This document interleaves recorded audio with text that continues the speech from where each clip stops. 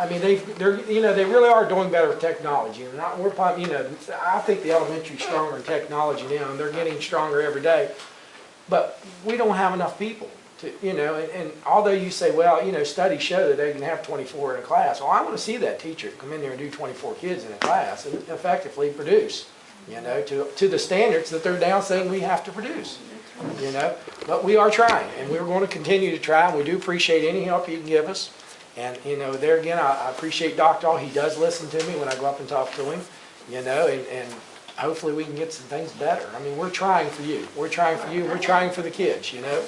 But Mr. Hall, the ones that seem to be in trouble, is it the same individuals continuously?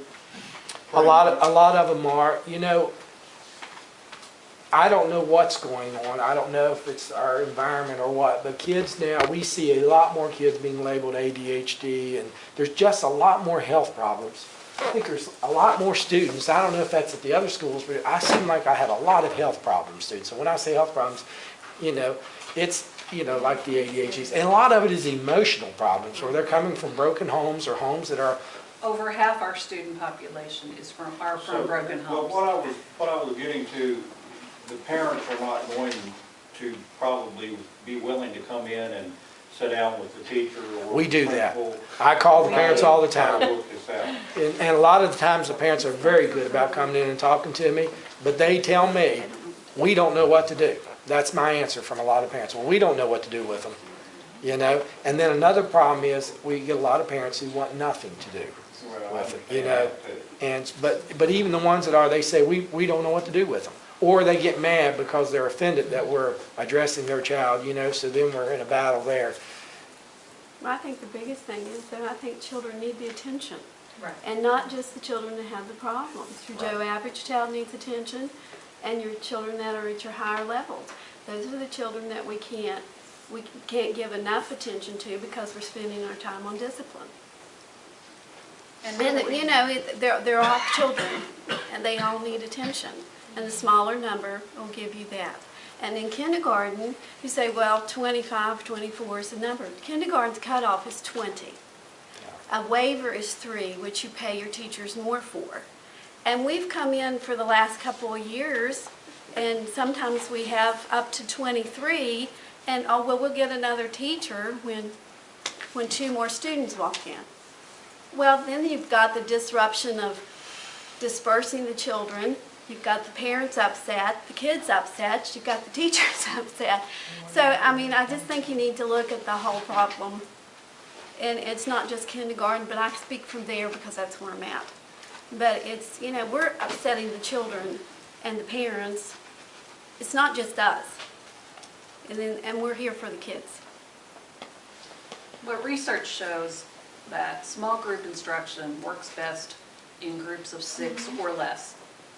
Right now in my Tier 2 intervention in my classroom, I have 8 children in that group that are not getting quality instruction because there's too many of them. And there's supposed to be 3 to 5 in that group. So if I break them into 2 groups, that's another 30 minutes in the day somewhere that I need to instruct them, and I don't have it. If I had less students, you know, it would equal.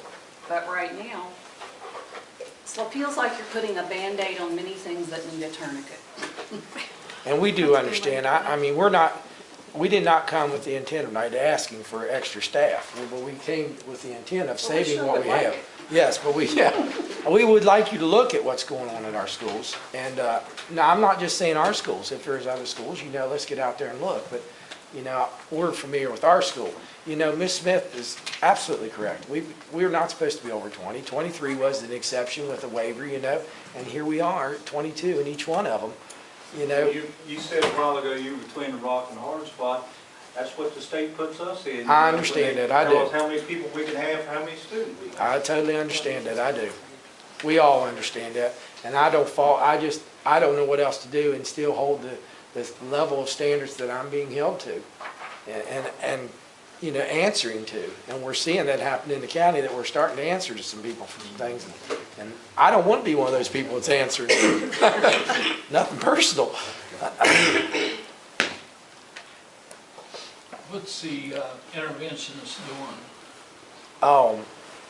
That's the other, I was listening to y'all talk about getting rid of the interventionists and getting a I wasn't teacher. getting rid of. I know, I'm just saying that was one of the things that was thrown out there, and I believe, they are, so I've got the perfect interventionists. I can't say anything bad about them. They are working constantly with the lowest level of kids, the tier, well, I guess they'd be tier 3, only level tier 2, tier 3 groups. 2 and 3. Yeah, 2 and 3 kids, and they're really doing a great job with those kids, and I mean, and they're having fun doing it, and the kids are having, it's just working out good. I mean, that is an absolutely help for us. And they, we are using them strongly in 4th grade, because that's what I have them for, but we're also sliding other grades in there, because it's so nice to have somewhere to ship these kids to. But one thing you gotta remember, Mr. Vance, that doesn't always fit. Like during her reading groups and things, they're not going out to these people when they're not allowed to be out to these people, like doing that. Can't split them. Well, you can't split them during certain times of the day. I mean, the state requires that we keep these kids 60 minutes reading, 90 minutes math, or backwards, reverse. 90 minutes reading, 60 minutes math, but we have to watch how we ship these kids out. But the interventionists are working out well, and I just happen to have 2 of the best. So, I mean, I'm very proud of them. So just please keep them too. Feels like razor, doesn't it? I guess, cookie dough or something. Middle school. Tommy's asked to pull the consensus change and abolishment of position, and we'll vote on it separate. We'll vote on everything else on there. Does anybody have any other questions on the other positions?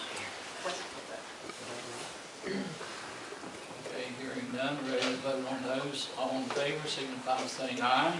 Aye. Those opposed? That motion carries. Now, I'm going to go on these separate. Well, okay, let's do the consent to change. Barbara Beard from teacher of 2nd grade, Marlington Elementary School, the teacher at a different grade level at Marlington Elementary School, effective for the 2010-2011 school year. Should the principal determine before September the 10th, 2010 to realign the assignment of the teachers. Any other questions on that? Ready to vote? All those in favor signify by saying aye. Those opposed? It's 0-4. That takes care of the policy. Thank you.